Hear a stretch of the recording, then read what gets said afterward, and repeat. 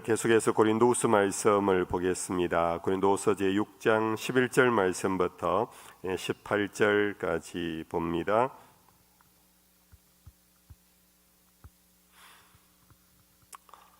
교독합시다.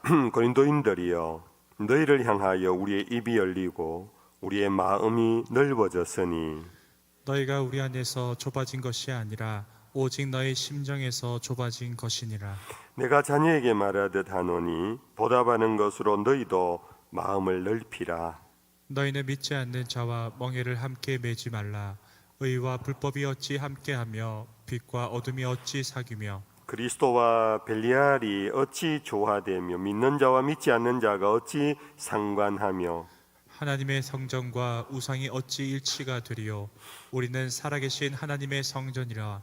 이와 같이 하나님께서 이르시되 내가 그들 가운데 거하며 두루 행하여 나는 그들의 하나님이 되고 그들은 나의 백성이 되리라. 같이 봅시다. 그러므로 너희는 그들 중에서 나와서 따로 있고 부정한 것을 만지지 말라. 내가 너희를 영접하여 너희에게 아버지가 되고 너희는 내게 자녀가 되리라. 전능하신 주의 말씀이니라 하셨느니라. 아멘.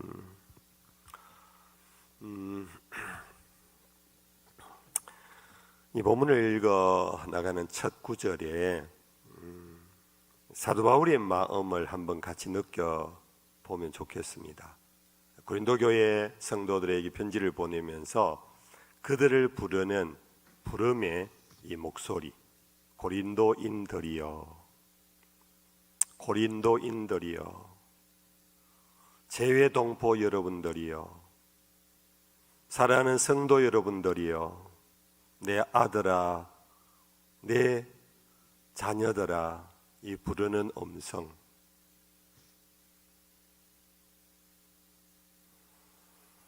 그래서 누구를 부른다라는 것은 사랑한다라는 것이고, 그를 찾는다라는 것은 그를 위하여 관계하고 싶다, 그런 것입니다. 오늘 우리 살아가는 이 시대 문화는 너무나 개별주의적 문화 속에서 나부터 먼저 하다 보니까 누구를 부를 여유가 없는 것 같아. 기껏 자기 가족 안에서. 가족의 경계선을 조금 넘어서서 우리의 이웃을 향한 우리의 마음이 얼마나 있을까? 늘 한번 정직하게 한번 생각해 보실래요? 내 마음속에 누구를 향하여 부르고 싶은 마음, 그것은 그만큼 그를 생각하는 마음, 사랑하는 마음, 관계하고 싶은 마음, 그것이 내 안에 있느냐?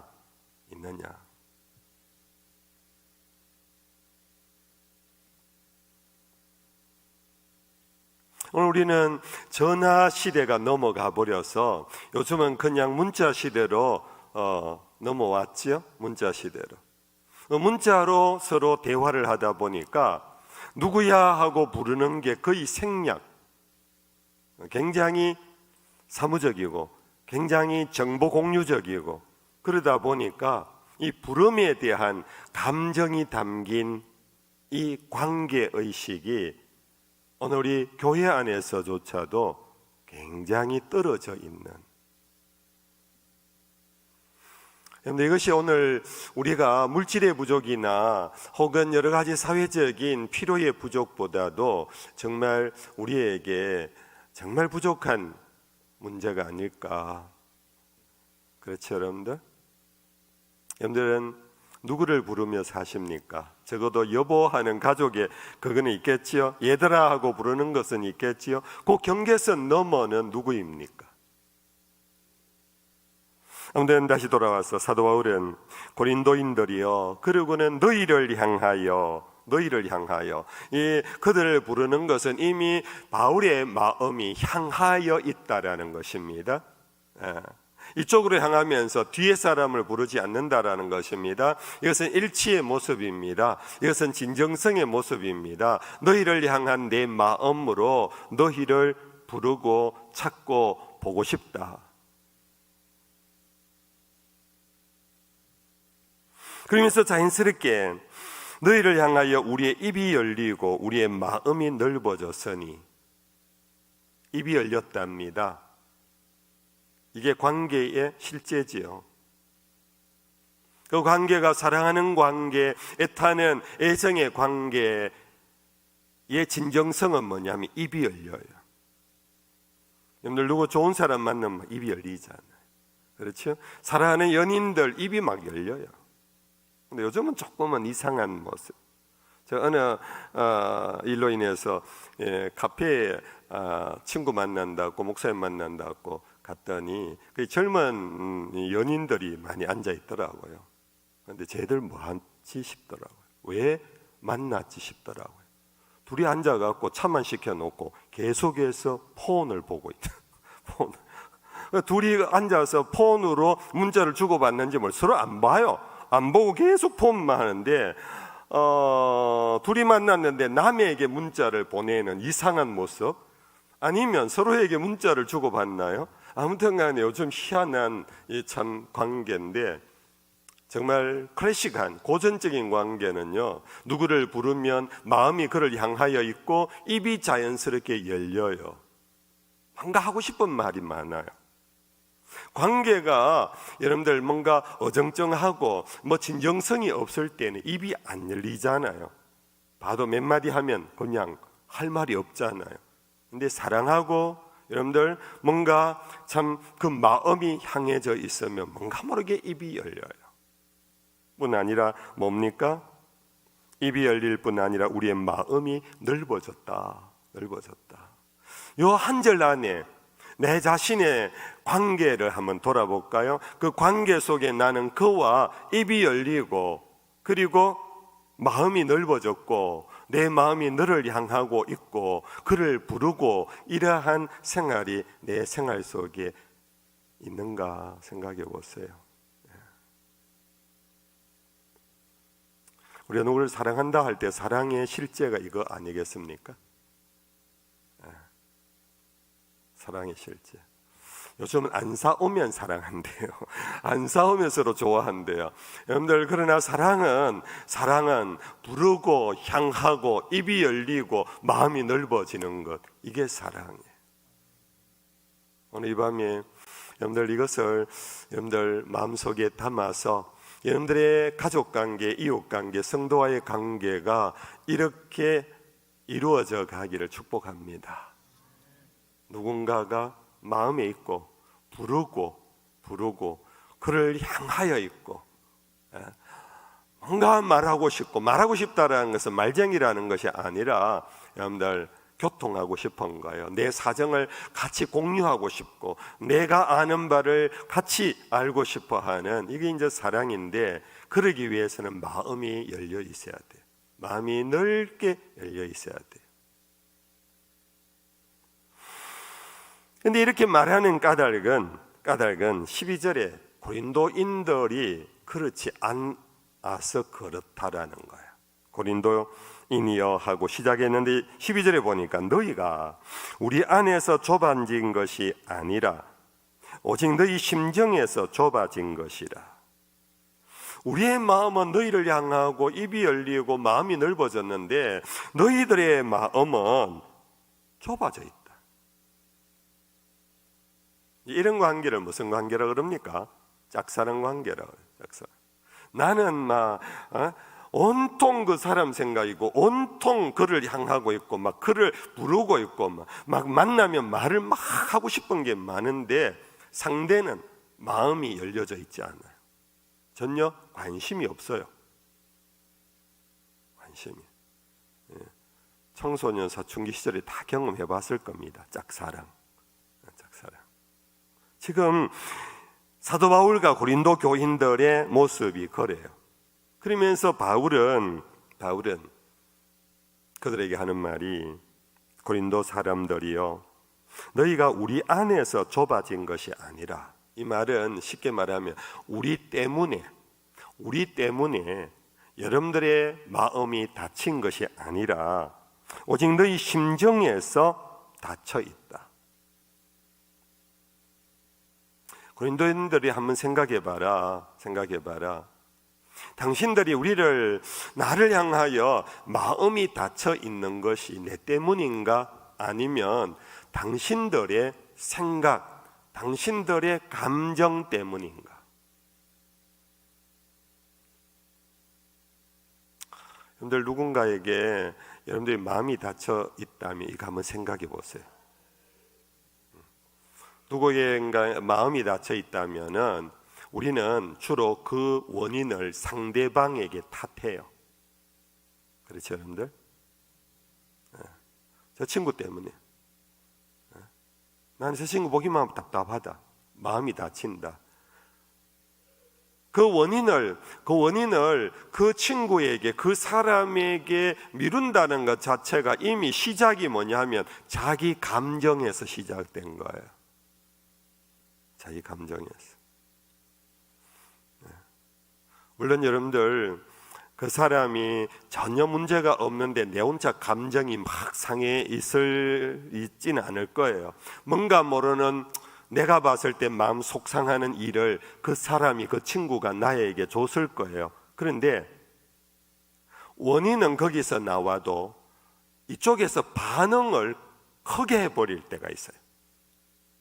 무슨 말씀인지 이해가 되십니까, 여러분들? 예. 예를 들어서 지나가는데 눈빛이 이상하다. 내가 순간에 저 친구 왜 나에게 눈빛이 저래? 조금 속이 상해요. 근데 집에 가서 가만히 생각해, 그게 막 30배, 100배로 커지는 거예요. 내 감정이 막 이렇게 더 상처가 막 입는 거예요.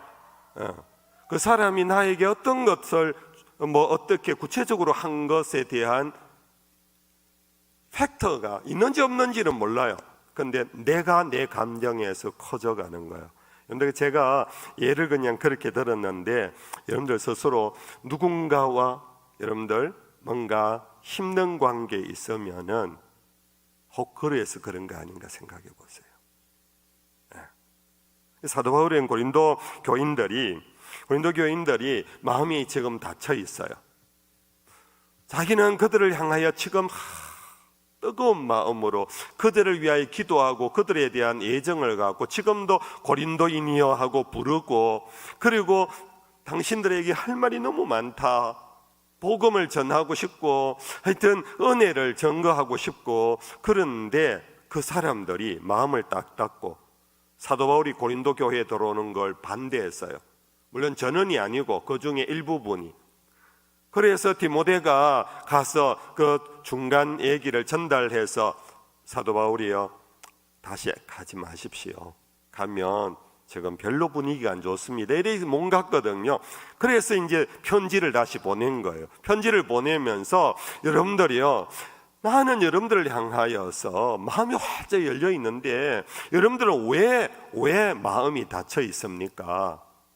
그 원인이 우리 때문이 아니라 여러분들의 감정 때문이 아닌가 돌아봐 주십시오.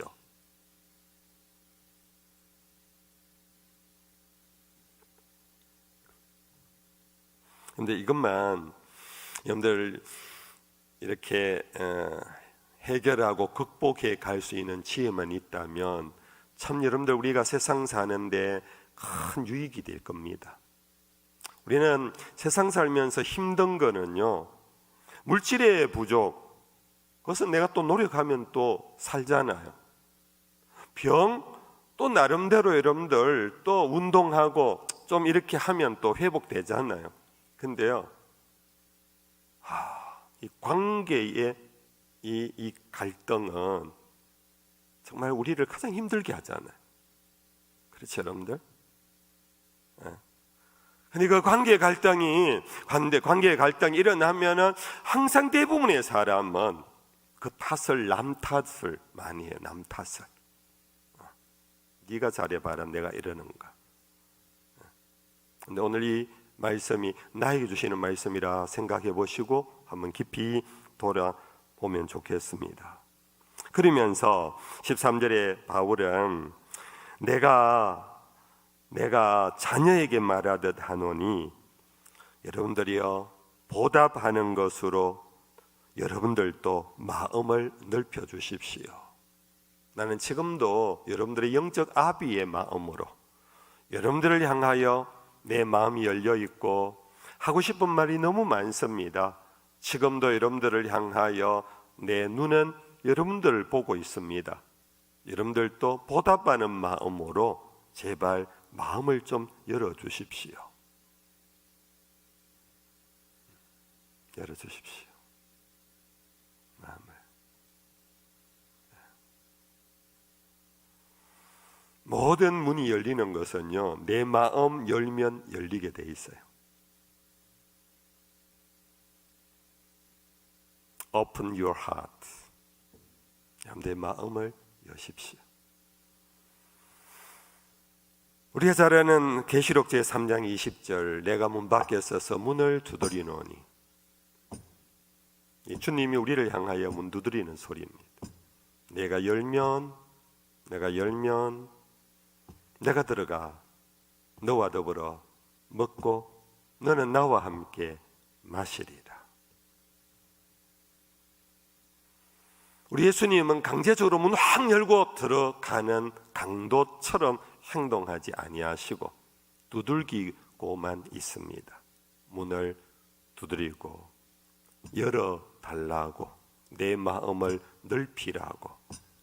넓히고 문 열면 내가 들어가 당신과 함께 먹고 당신은 나와 함께 마실 것입니다. 하나님과 나 사이의 관계에만 주는 말씀이 아니라, 여러분들 이 말씀을 곰곰이 생각해 보십시오. 관건은 누구에게 있느냐? 저 사람에게 있는 것이 아니라 나에게 있구나. 문을 여는 것은 나구나. 내가 문 열면 되는구나. 이해가 되시면 아멘. 내가 문 열면 되는 거야.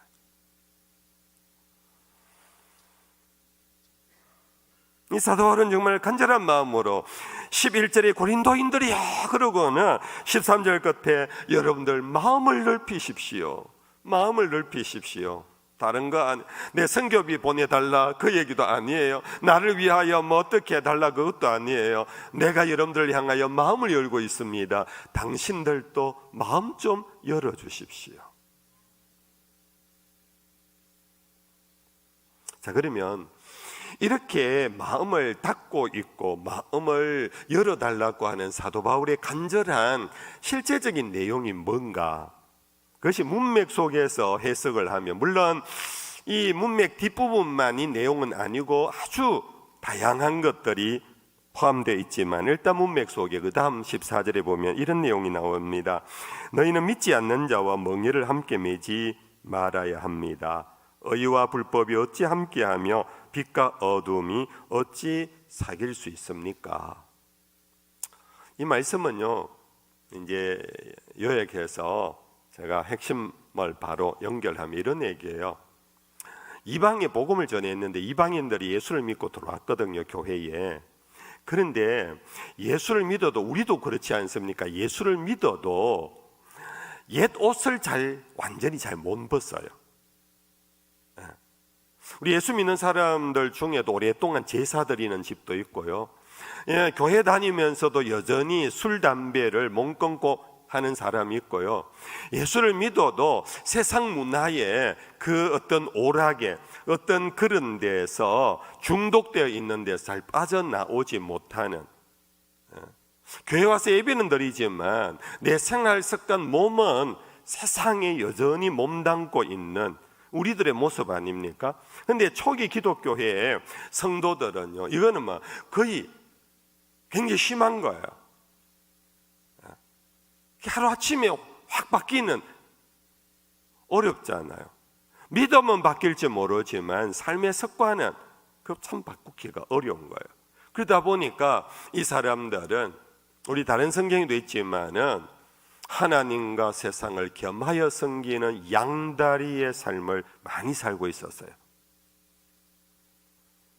이 사도 바울은 그것을 고린도전서에서 여러분들 세상의 정파 따라, 세상의 학파 따라 교회 안에서도 그 어떤 버릇이 들어와서 나는 아볼로파다, 나는 게바파다, 나는 예수파다 하는 이런 모습이 고린도 교회에 있었거든요.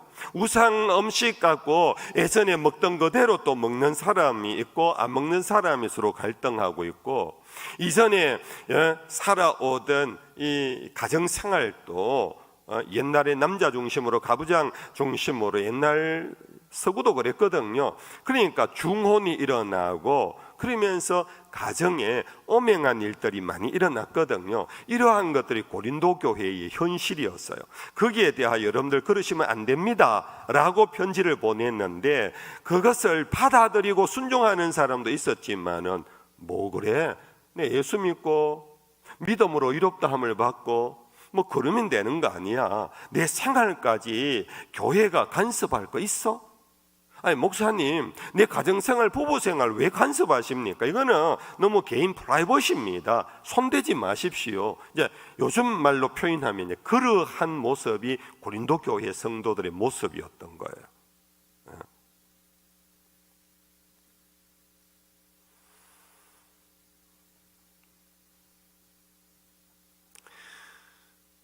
그래서 사도 바울은 여러분들, 아직도 여러분들은 마음을 닫고, 제가 앞서 보낸 편지의 내용에 여러분들 마음을 열지를 않고 있습니다. 여러분들 마음을 여셔야 합니다. 여러분들은 믿지 않는 자와 멍에를 함께 매면 안 됩니다. 이제는 여러분들은 빛의 자녀가 되어 빛으로 들어온 사람입니다. 예수 안에서 새로운 피조물이 되었고 하나님을 아버지라 부르는 사람인데, 여러분들 믿지 않는 자와 멍에를 같이 맨다. 멍에라는 것 아시지요? 옛날에 밭가는 소가 이제 결의소라 그래요. 이제 등에 이렇게, 아이고 제가 그 전문 용어를 모르겠어요. 뭐라 그러지요? 멍에, 그 멍에. 그걸 같이 메고 같이 이제 쭉 끌고 가면 뒤에서 이렇게 삽 같은 쟁기가 그래갖고 땅을 파고 그러잖아요. 안소와 바깥소가 같이 이제 이 결의소가 되어갖고 같이 밀고 가는 거예요. 그 모습을 지금 우리에게 언유하면서, 여러분들 세상을 살아가면서 믿지 않는 자와 함께 멍에를 같이 메고 여러분들 일할 수는 없습니다. 이 일은 세상의 불신자의 직장에 들어가지 마라 이 뜻은 아니에요. 이것은 삶의 방향성을 의미하고 이거는 동지성을 의미합니다. 여러분들 세상 사람들하고 삶의 방향이 똑같으면 안 됩니다. 목적이 똑같으면 안 됩니다. 가치관이 똑같으면 안 됩니다.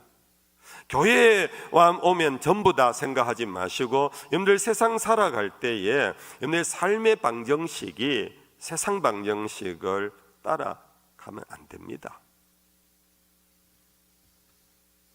오늘 이 말씀은 지금도 우리들에게 향한 말씀입니다. 의와 불법이 어찌 함께 할 수 있습니까?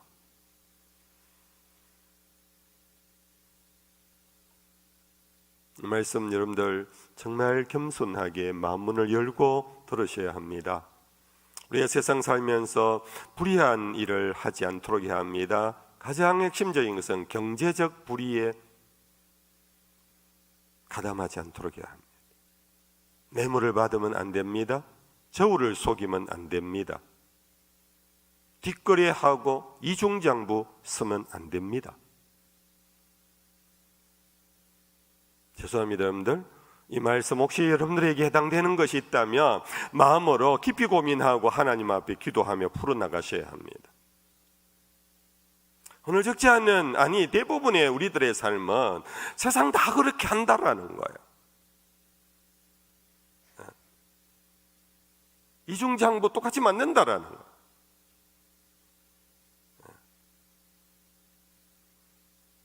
뇌물을 받고 있다라는 겁니다. 그리스도인들도.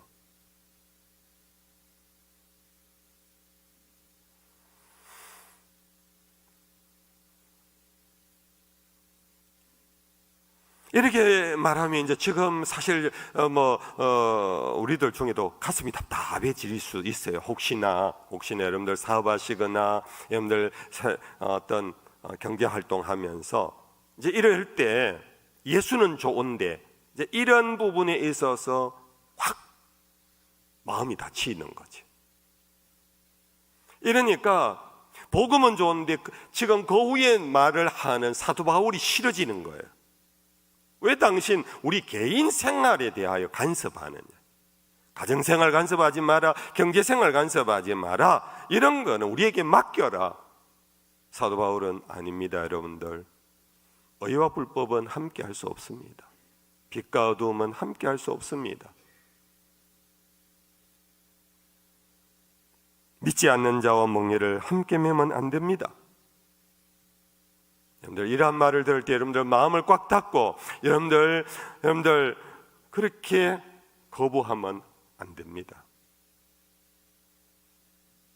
15절에 그리스도와 벨리알이 어찌 조화되며 믿는 자와 믿지 않는 자가 어찌 상관하며, 이건 영적인 이제 관계입니다.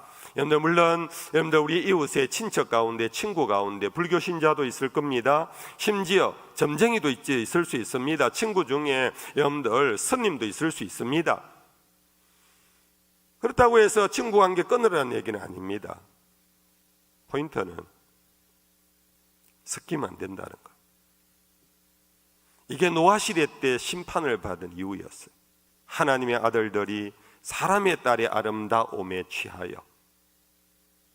장가가고 사고 그러면서 그들의 삶의 풍요를 위하여서는 수단 방법 가리지 아니하고, 사람의 딸들의 아름다움이라는 것은 단순히 여색을 의미하는 게 아닙니다. 당시에 사람의 딸들은 네피림의 자손을 의미하고, 하나님의 아들들은 순결한 여호와의 이름을 부르는 셋의 후손으로 예배하는 사람이 예배가 없는 네피림의 후손들과 혼합 정략 결혼을 하고 타협을 하고 섞이고, 이것이 노아 시대 때 하나님의 진노의 원인이었거든. 16절에 하나님의 성전과 우상이 어찌 일치가 되리요? 하나님의 성전과 우상이 어떻게, 하나님의 성전 안에 우상이 들어오면 됩니까? 그런데 하나님의 성전을 풀어 16절에 말하기, 우리는 살아계신 하나님의 성전이라. 아멘이지요?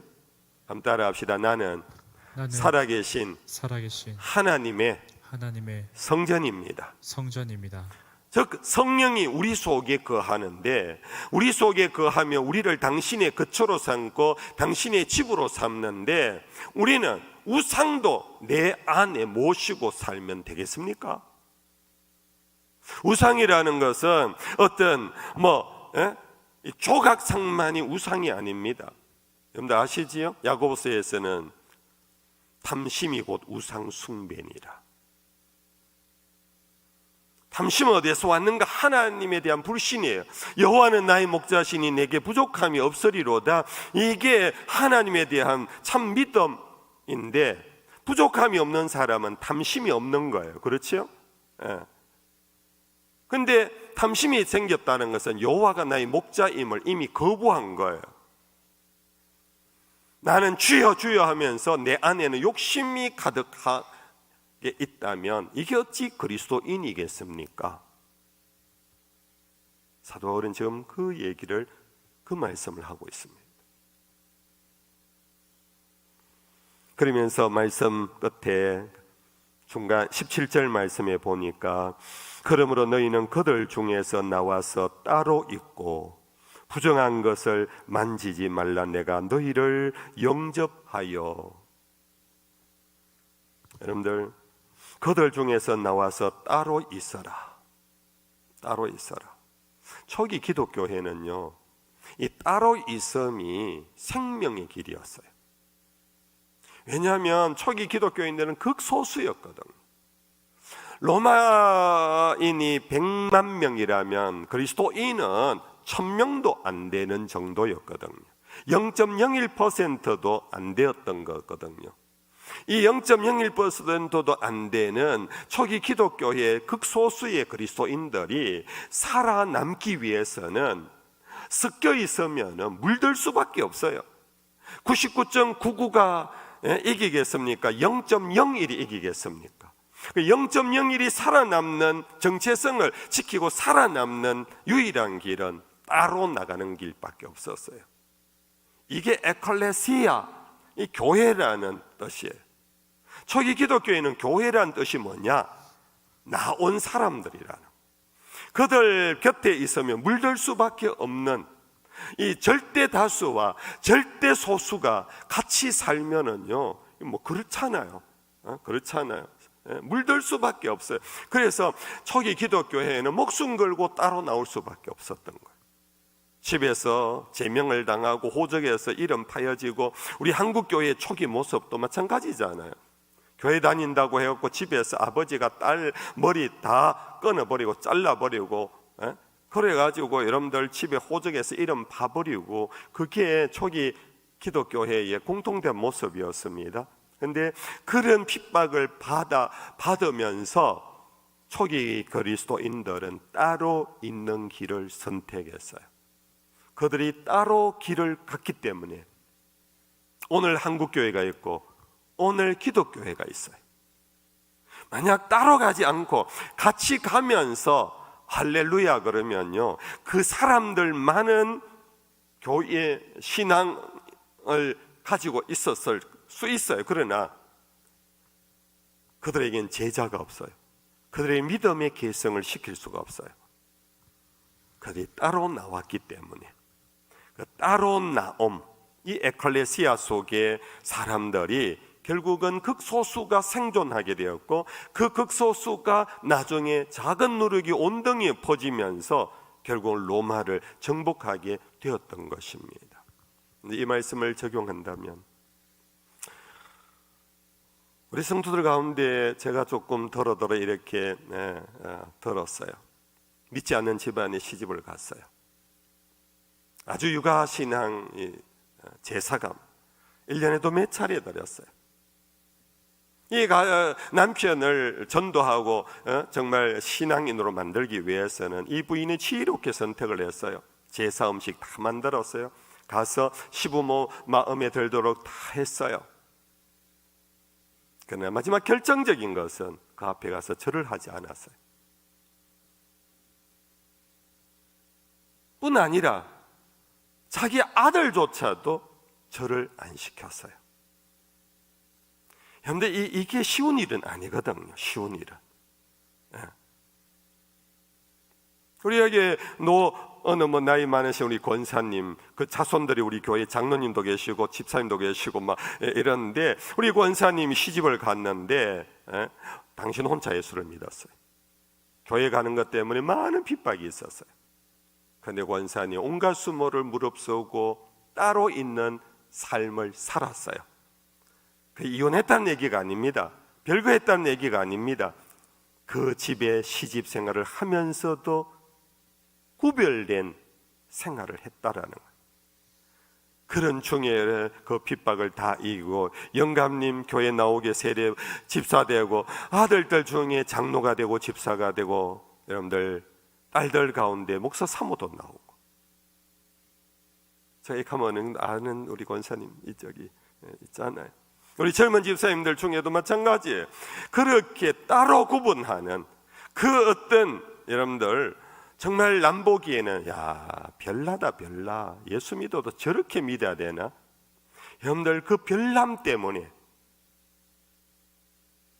그 넓은 길에서 작은 새끼리 나중에 또랑이, 여러분들 냇가를 이루고, 냇가가 강물을 이루고, 그 강물이 바다로 나아가는 그런 역사를 만들어 낼 수 있잖아요. 여러분들 오늘 내가 따로 있어야 하는, 결단을 내려야 하는 그런 신앙의 자리라면 여러분들 결단하셔야 합니다. 결단하셔야. 제가 여러분들 가정에 분란을 일으키려고 하는 얘기가 아닙니다. 여러분들 사회생활, 인간관계, 이웃관계에서 여러분들이 너무 왕따 당하라 하는 얘기가 아닙니다. 여러분들 우리의 신앙에 있어서 이 따로 있음의 이 삶의 길, 이것 없이 두루뭉실하게 그냥 그렇게 주일 와서 예배만 드리면 안 되나? 여러분들 이 결국은 그 신앙, 자기 자신의 신앙도 죽어버려요. 자기 자녀에게, 아들에게 신앙을 대물림 못 해줘요.